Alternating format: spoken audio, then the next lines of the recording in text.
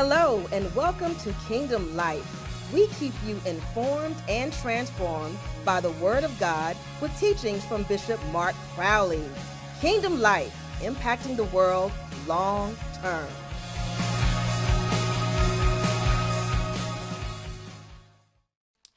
The assigned place.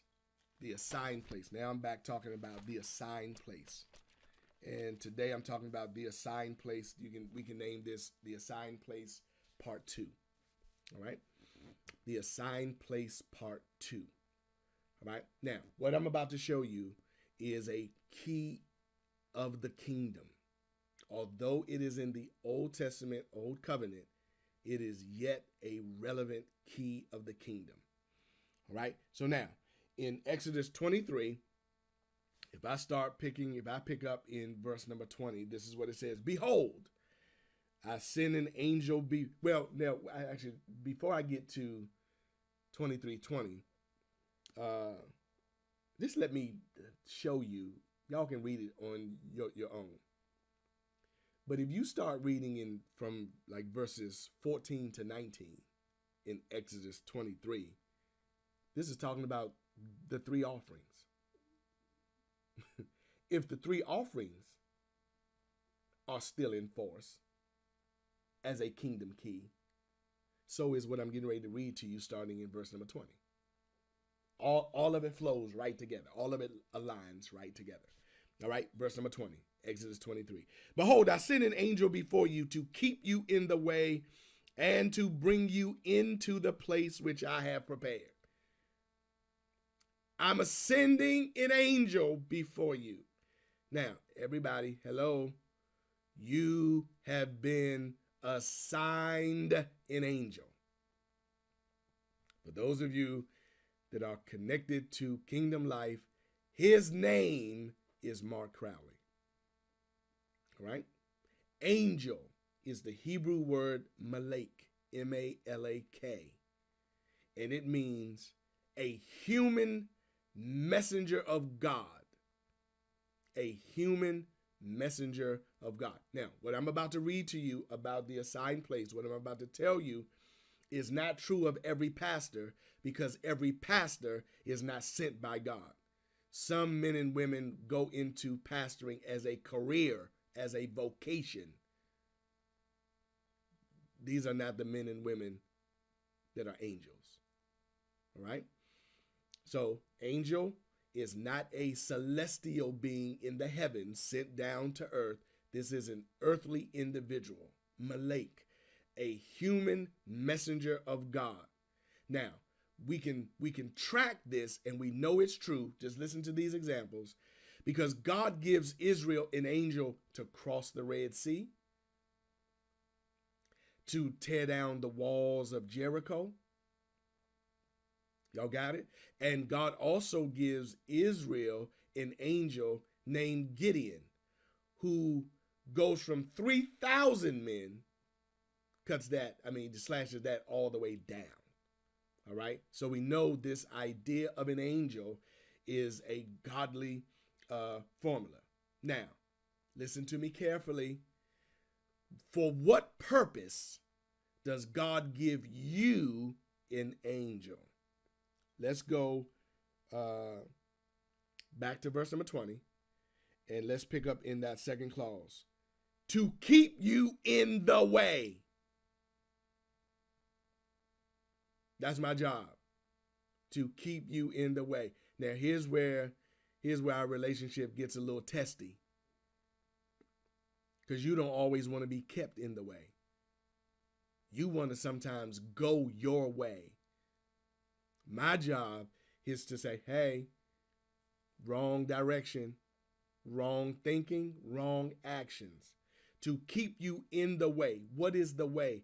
The ancient path that assures fulfillment, blessing, and destiny. That's the ancient path.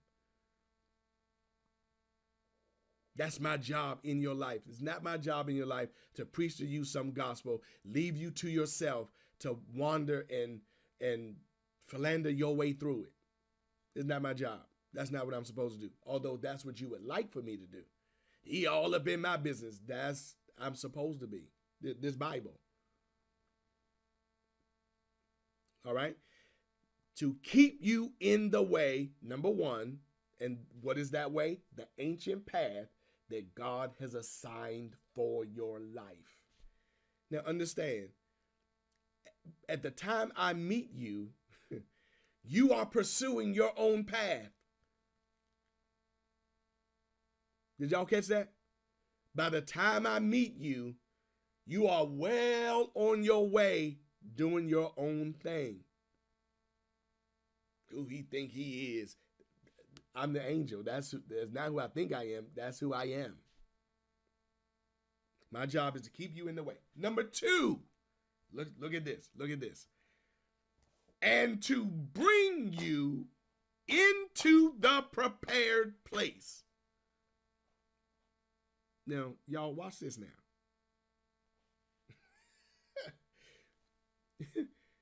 If you love yourself at all, if you love yourself a little bit, then you recognize and understand that you cannot get to what God prepared for you without me. I'm not tripping on me. I'm not making this up, making myself necessary in your life. I'm not doing that. God did that. And then for some of you, maybe I'm not your angel. My suggestion to you is go find him or her. Because until you do, we wasting time.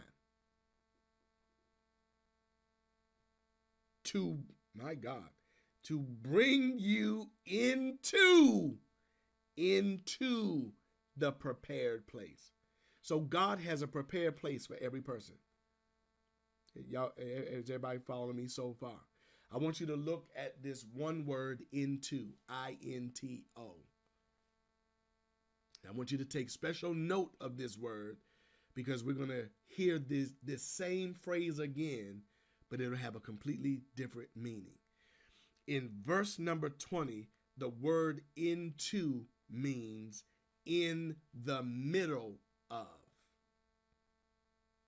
In the middle of. So what does that mean? That means that you can get to the door of destiny all by yourself. You can get on the periphery of your destiny all by yourself. But you cannot get into the middle of it, the sweet spot of it, without me.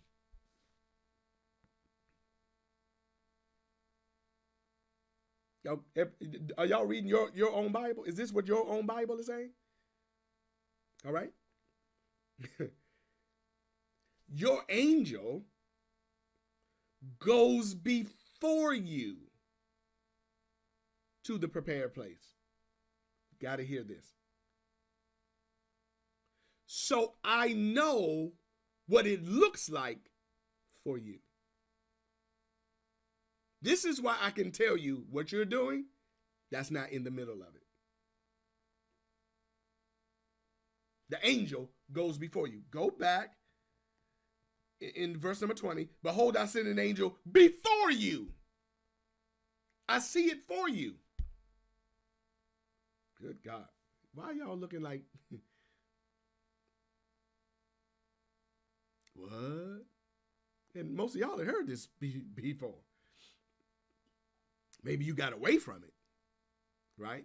But none of this is new. Y'all that's been with us for a long time, you know, this is my message. I've been preaching this since 6611. That's a long time ago. All right.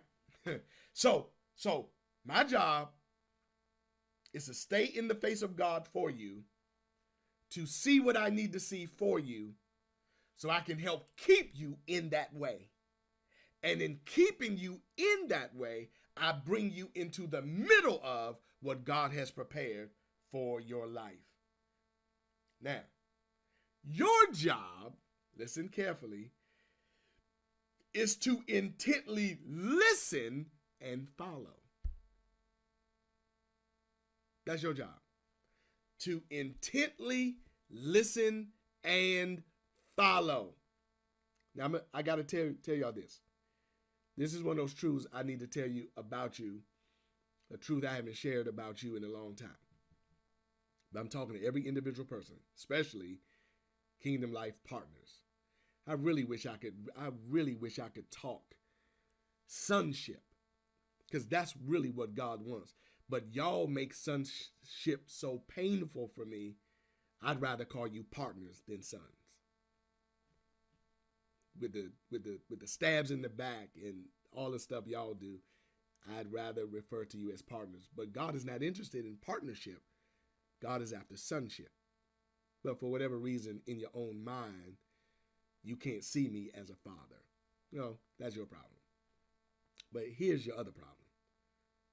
Your biggest problem is the knowledge of good and evil that tricks you out of staying in the way, and you wind up going your own way. That's the problem. You got to make this connection. This is why God told Adam and Eve, don't eat the fruit of this tree, the knowledge of good and evil. Why?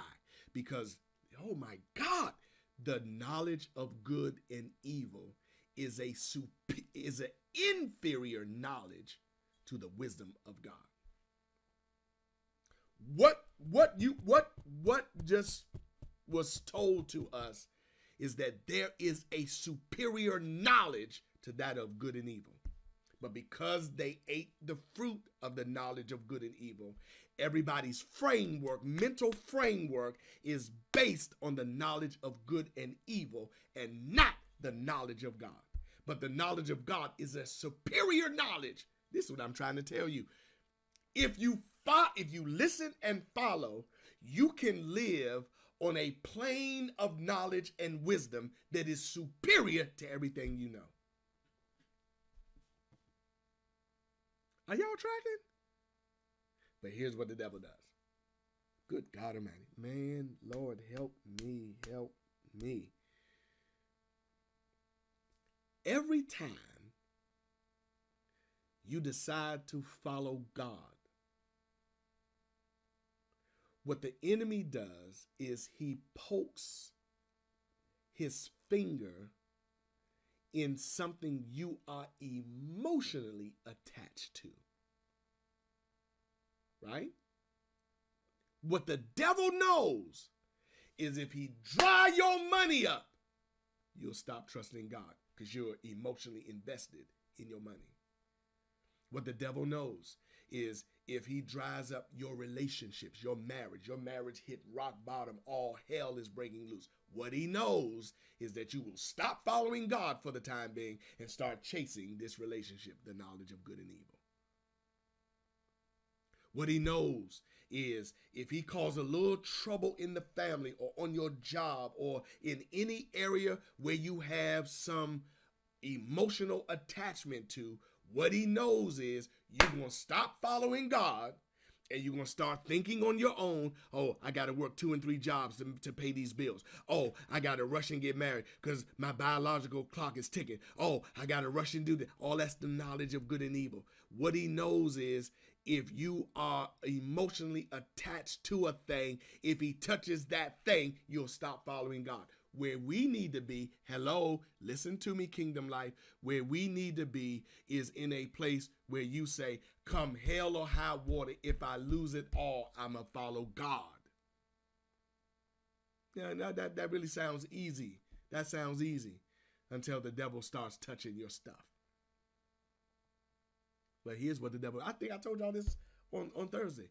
We need to be at a place where the devil tells his demons, y'all know, don't even fool with that person. They gonna follow God no matter what. No matter what I do to their body. Now you ought to see what makes Job so important.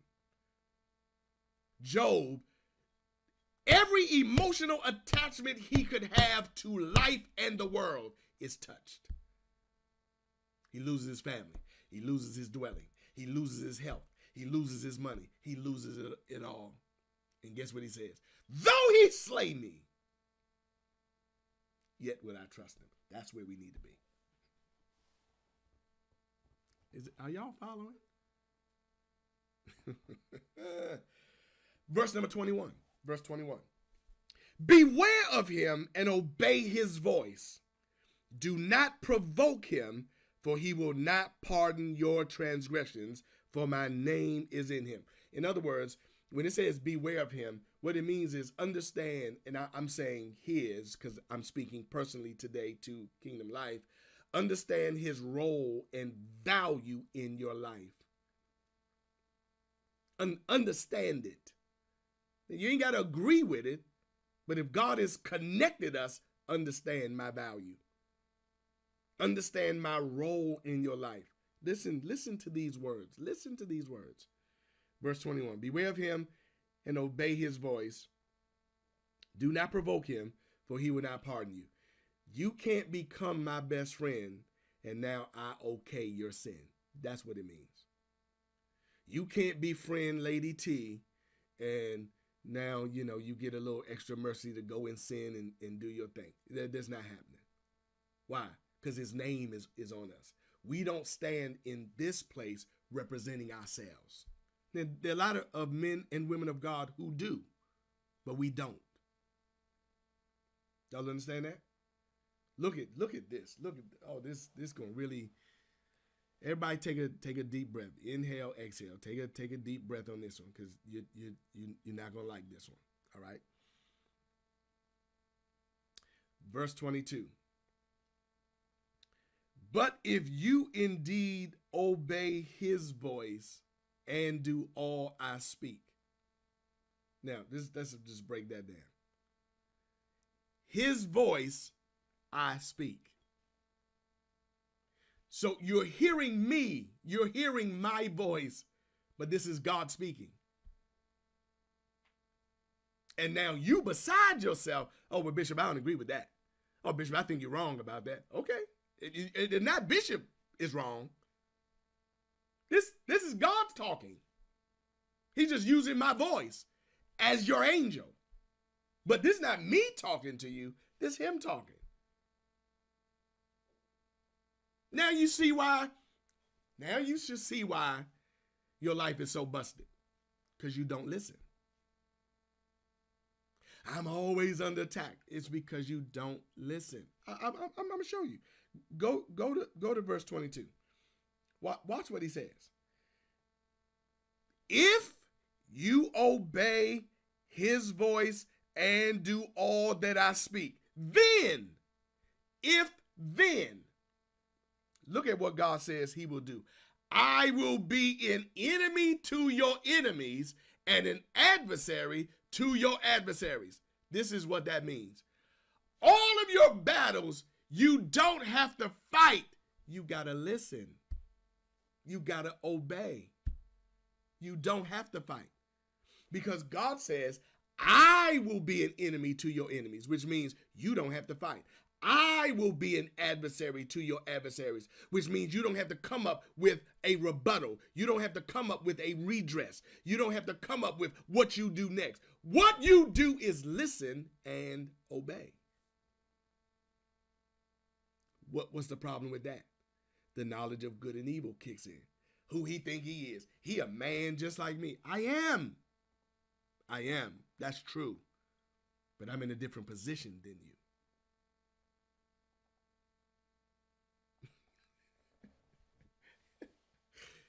Y'all all right? Right? Yep. All right. Now, let's look at verse 23. For my angel will go before you and bring you into. Here's that word or that phrase, into again. Now, when I showed you the word into in verse 20, it was one word, which means in the middle of. Now that we're down in verse 23, you see the phrase into, and it's two words. In verse 23, the phrase into means to confront. So watch my role. I'm keeping you in the way. I'm bringing you into the middle of the prepared place, what God has said specifically about you. My job is to help guide you into that place, right? Your job is to listen to what I'm saying, follow what I'm saying, right? Everybody with me? Right? Then, now we're moving on to another job description of mine in your life, and that is to bring you into confrontation with some things. And here's what normally happens.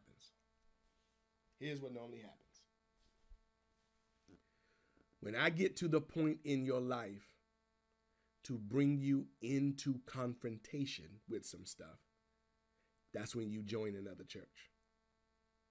That's when you stop coming. That's when all of a sudden your season, and you wouldn't know seasons if it smacked you, but now all of a sudden your season is up. Okay. People change churches because they don't want to change themselves. Period. But my job is to bring you into a face-to-face confrontation. Now, go back to verse 23.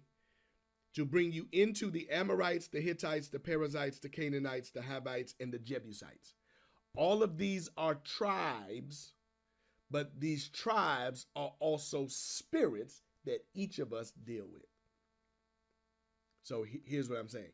My job is to bring you in to confront these spirits that are alive in your life. Some of these spirits you're in love with. Some of these spirits, you'll throw me under the bus to hold on to some of these spirits. Hello, the assigned place. That's what I'm talking about today. The assigned place. This is how you'll know this is where you're supposed to be, because I'm going to bring you into face-to-face confrontation with yourself. The first spirit that I got to bring you into confrontation with is the Amorite spirit. Amorites. The Amorites were mountainous people. Now, if you just do a simple analogy between the difference of a mountain and a valley, the mountain stands up way above the valley. So the Amorites, that spirit speaks to an exalted understanding of oneself. Now, everybody hear me. I'm going to let you be great and wonderful. But I got to tell you, you're not that great and wonderful. I'm going to let you be great and wonderful in the context of your own mind. But now when you bring your mind and yourself into the general population, I got to tell you, you're not that great. You're not that wonderful. Just generally speaking.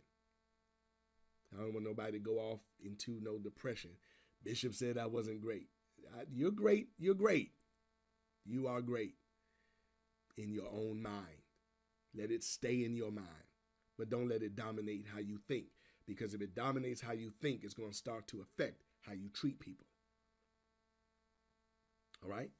So the Amorites are mountainous people. They thought themselves above and better than everybody else. They were profane, wicked, and idolatrous. In other words, they had become their own idol.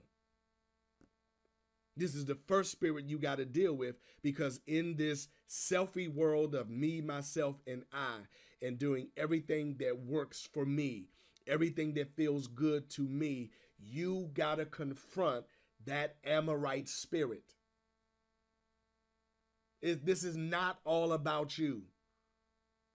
Just like I told you, a verse is part of a chapter, that's part of a book, that's part of a story, that's part of the Bible. You are part of a chapter, you are part of a story, you are part of a book. All right? We gotta confront this spirit that makes you God. Everything you think is not right. Are y'all following?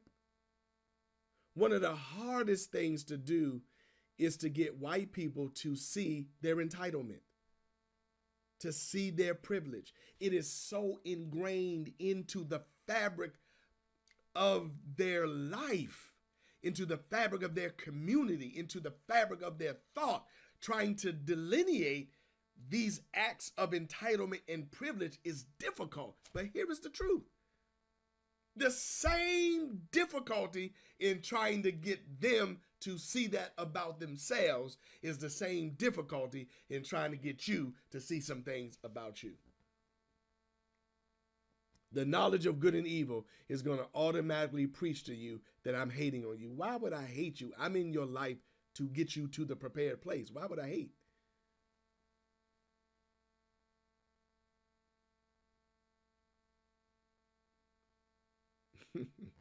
All right. Number 2, the Hittites. The Hittite spirit is, listen to me, everybody, is the spirit that specializes in subliminal torments and threats. These subliminal torments and threats are the things that lead to fear, depression, and emotional and psychological instability. So watch how these things work. If I can get you in the Amorite spirit and make you think you're more than you really are, when life hits you, it takes you so low that what you thought about yourself is no longer working to pull you up out of that state of depression. Now, when you're in that state, the devil trounces on you with fear, with torment. In your emotions, you messed up in your emotions. You're messed up in your psyche. Why? Because what you thought about yourself, you have now discovered when life really hits you, what you thought is not really true.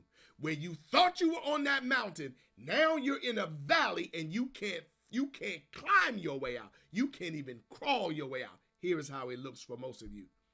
You don't even want to get out the bed when the morning comes. You got to deal with these. My job is to make you confront the things that you fear. Man, are y'all following? My job is to bring you into confrontation with what's threatening your life, because here's what you will discover if you will ever confront it.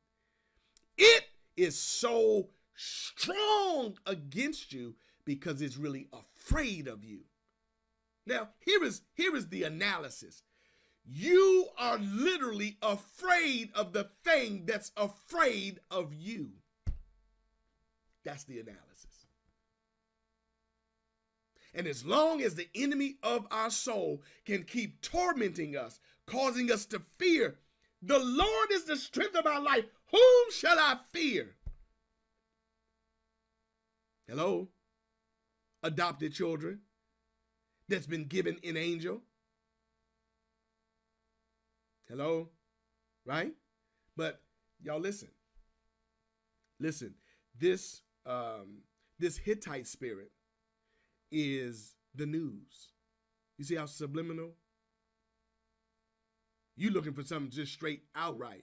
What you didn't realize is that as you were watching the 11 o'clock news at night, fading off to sleep, when your eyes were closed and you were in between those states of being awake and sleep, you heard a story that now is in your spirit, and it's running around in your spirit unmitigated all night.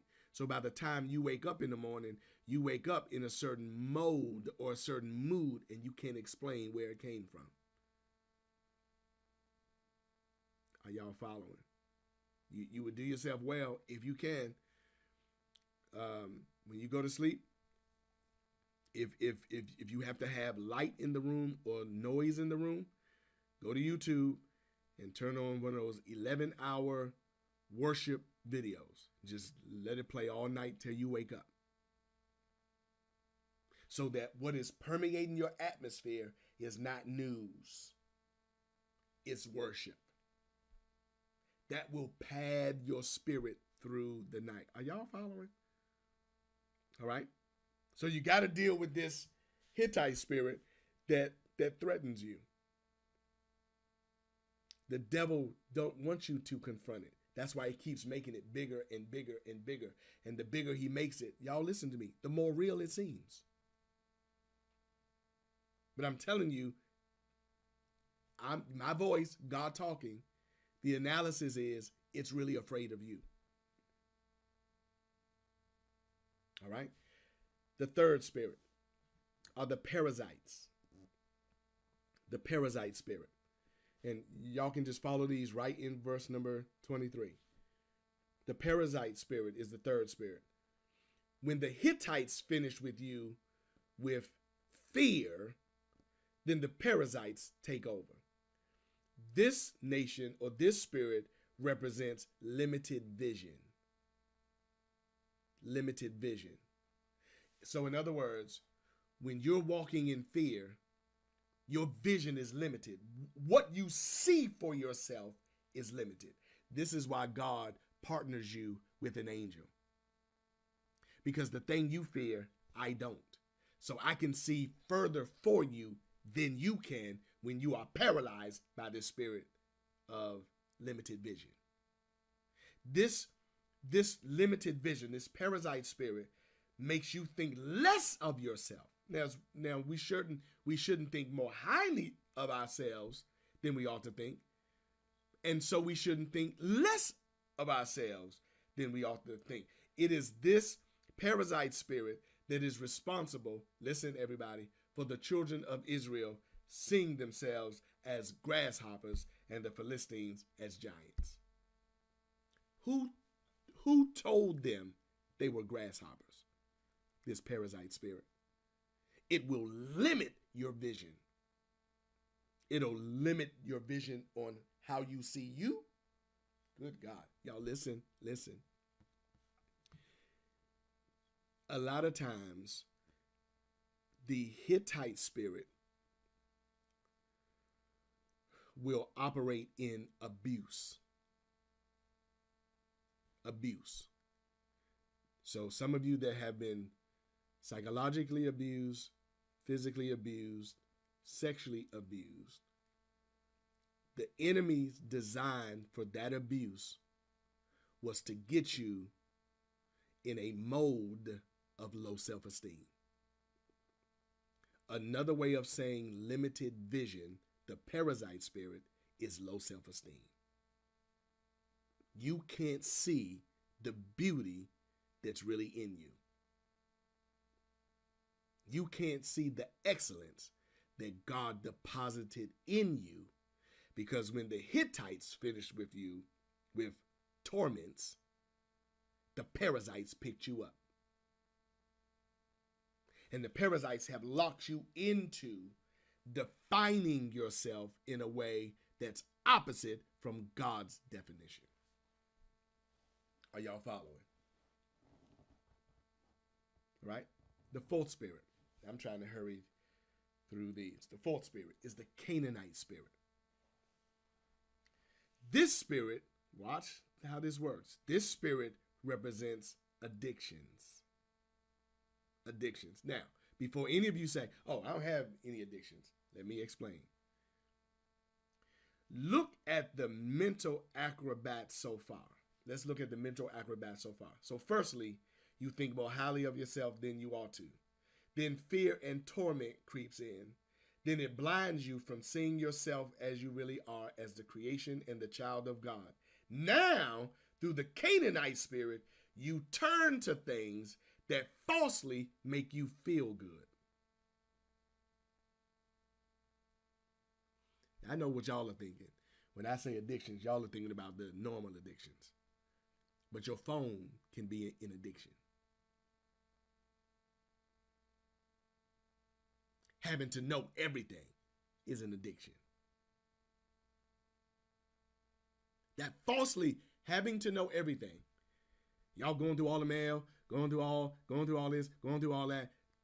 That makes you think you're in control. That makes you think you're getting in front of some stuff so you can control it so it don't hurt you no more. That's false. This fourth Canaanite spirit is a spirit of addictions. You turn to things that falsely make you feel good, falsely build you up. And the more you engage it, the more addicted to it you become. Remember this sequence, everybody. When the devil has a peephole into your life, that peephole will turn to a foothold, and that foothold will turn to a stronghold.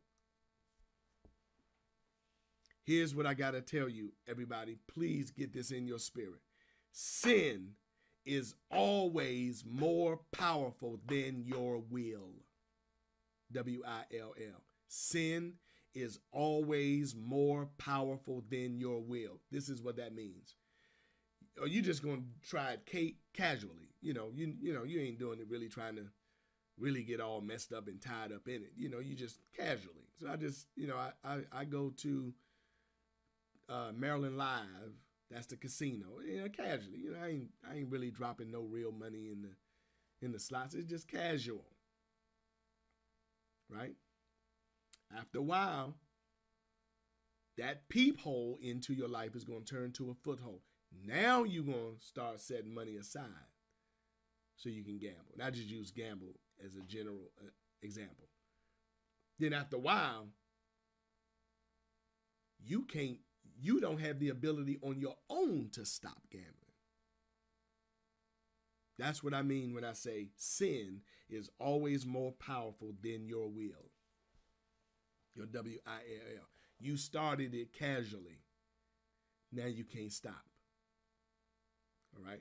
I got to bring you into confront those addictions. Number 5, the Havite spirit. The Havite spirit, H-I-V-I-T-E. The Havite spirit will cause you to settle for life less than the prepared place. So all of you should be asking yourself, when I look at my life, have I settled? Have I found a place, listen to my words, have I found a place that I've made comfortable? And so now I'm good. Or are you living the life God called you to live? The Havite spirit will make you settle for less. In fact, the Havite spirit is responsible for today's nomenclature of live your best life. Now, you don't know whether you coming or going tomorrow. How do you live the best of something when you don't know what tomorrow is going to bring? How can you live today the best when you don't know what tomorrow will result? But that's that Havite spirit. It makes you settle for less. Y'all say reading the Bible is boring. That's only because you don't have eyes. Y'all listen, God will keep you more up to date than the news. If we would really tap in, if we would really exercise ourselves in the disciplines of God, that ain't boring. God will start talking to you and telling you stuff every day and then drop a scripture in your spirit so that you can tie what he told you to a scripture so that you know you just ain't out there floating somewhere. Got to confront the Havite spirit. And then the 6th tribe or 6th spirit is the Jebusites. The Jebusites. And the Jebusites are a spirit that suppresses and makes you reject your angel or spiritual authority. It's the Jebusite spirit that makes you suppress or reject spiritual authority. Well, he ain't gonna tell me what to do. Oh, okay, no problem. Nah, I ain't doing that. Okay, no problem. It's your world. I'm just an angel in it. If you don't maximize what you have, that's on you. You cannot suppress spiritual authority because you don't understand it. You don't suppress natural authority. You don't suppress your boss where you work. You don't tell your boss, I ain't doing that. And if you did say that to your boss, it probably wasn't no more than two weeks that after you said that, it's probably 2 weeks after that you wasn't working there no more. All right. So everybody listen. Where I'm trying to get you is captured in verse 24. Where I'm trying to get you, this is what happens in the room. Y'all remember the upper room? Go to the city, you'll find a man carrying a pitcher of water. The house he goes into, go in behind him. He will lead you to an upper room. There, prepare in the upper room. This is what I'm trying to do in the upper room. I'm trying to get you to stop bowing down to serving and doing according to the works of these spirits. That's my job in your life, to get you to stop bowing down to them, to stop worshiping them, to stop doing what all the nations around you are doing. The world says this is how we do it. This is what we're supposed to do. Verse 24 says, you shall not bow down to their gods, nor serve them, nor do according to their works, but you shall utterly overthrow them and completely break down their sacred pillars. Everything the world lifts up as sacred, everything the world lifts up as, this is what we're supposed to do, this is how it's supposed to go, we're supposed to tear them down. And while we don't have to tear them down in the world, they must be torn down in your life. This is how I keep you in the way. All right. I'm going to stop there. We'll pick this up on Thursday with some more benefits. The benefits of listening and following your angel. Now, any questions, anybody, about anything we talked about today? Any questions, anybody?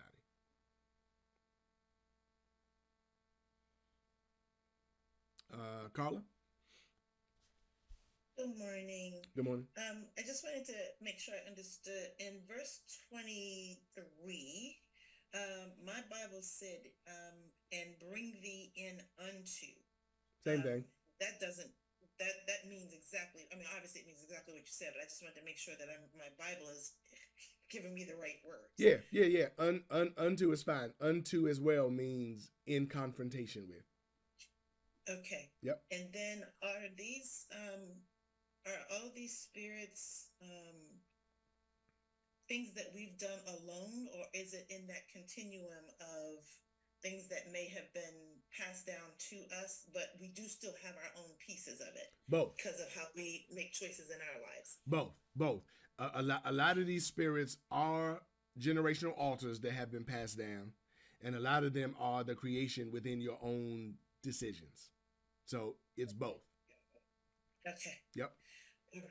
Yep. Thank you. And I need to make an appointment with you guys. Thanks. Okay. All right. Now, everybody listen. Everybody, your angel included, has to have dealt with these spirits. Everybody had. Nobody has spirit 1, 2, and 5. Everybody has to deal with 1 through 6. Everybody. Right? So, let me make this other statement. When I bring you into confrontation, your automatic response is going to be, I'm not ready.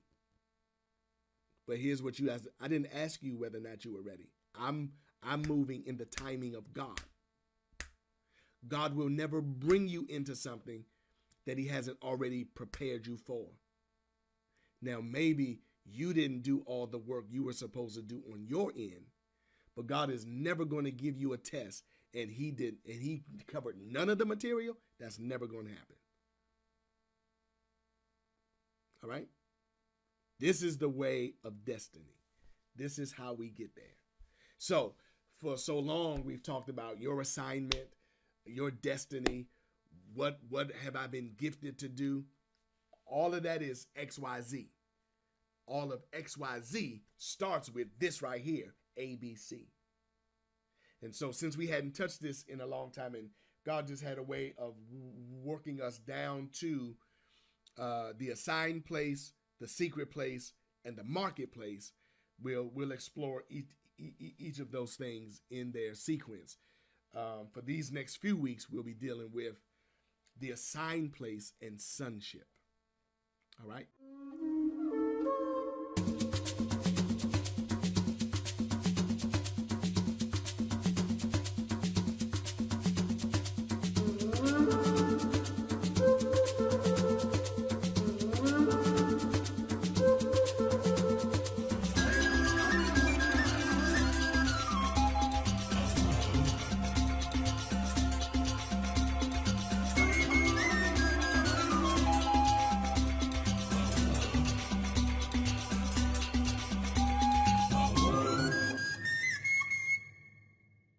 What a word from God.